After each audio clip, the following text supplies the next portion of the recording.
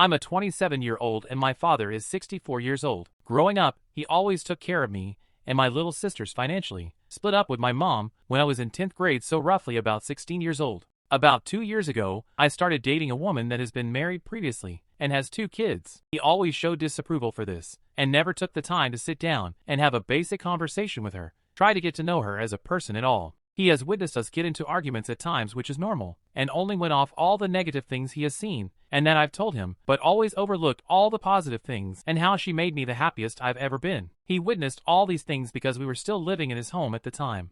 I've lived in that house my entire life as it's my childhood home. My mom decided not to take the home for me and my sister's sake when she split up with my father. Last year in early October, on one night, my dad and I were having an argument when he decided to get in my face like he was about to hit me. I naturally reacted and shoved him, and he stumbled backwards and fell flat on his back. When he tried to get back up, I pushed him down again, got on top of him.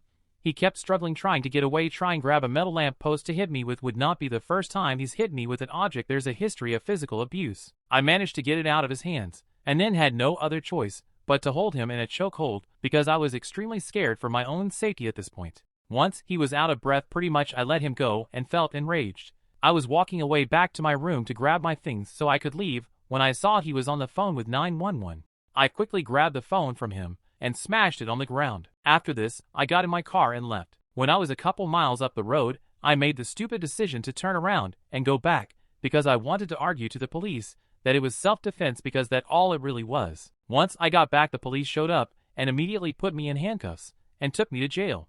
I sat there for about a day before being granted pretrial release. Fast forward about 3 months later, all charges were dropped and the case was closed. My father has not spoken to me since. Not a text, not a call, nothing. He is in his mid-60s and has multiple strokes, high blood pressure, Bell's palsy, and many health issues. I stayed at my mom's house for a few months after all of that because I had nowhere else to go. My employer found out about the arrest and they let me go almost immediately, so I had no job now either. It took a couple weeks, but I somehow got lucky and managed to get another job even with those things on my record.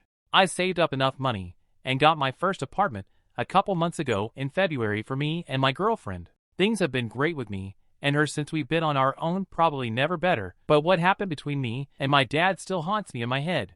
It gave me PTSD. I spoke with my cousin recently, and he stops by my dad's from time to time, and he basically let me know that my dad told him that I'm not welcome there because of the person I'm with, my girlfriend. She's never done a single thing to him directly. Is this a normal way for a father to act? I'm his only son, his firstborn, and even with where he's at in life, with all of his health issues, I can't understand how he would rather just act this way and basically treat me like I'm some piece of shit, a stranger to him. My belief at this point is that he does not pay my bills, does not do anything for me at all, so what gives him the right to decide who I can and can't be with?